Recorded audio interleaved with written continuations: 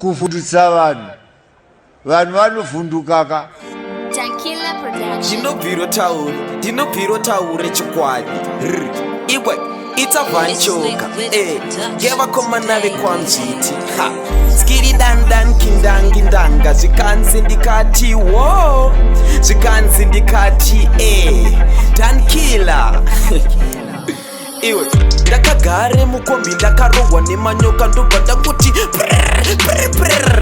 anu anoita sei anu anovhunduka kankwi ndomboona gero richifambe murodhi ndorihaga ndoti shaziwe wawe gero rangu anu anoita sei anu anovhunduka kankwi uchifamba tonazi wosangana nebenzi rokurovamba makuti kwakwa kwakwa anu anoita sei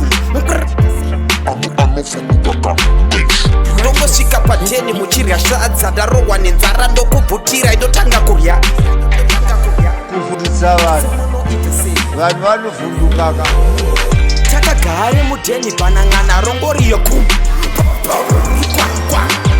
tese tinoita sei tese tinovhundukaka ndoenda kumitingi yakakosha ndongosunga tanga kuti chobo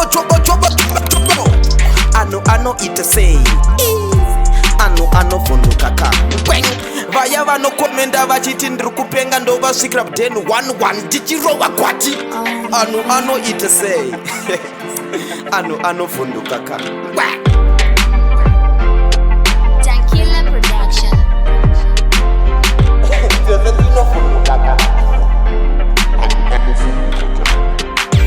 kufundisa vanhu vanovhundukaka.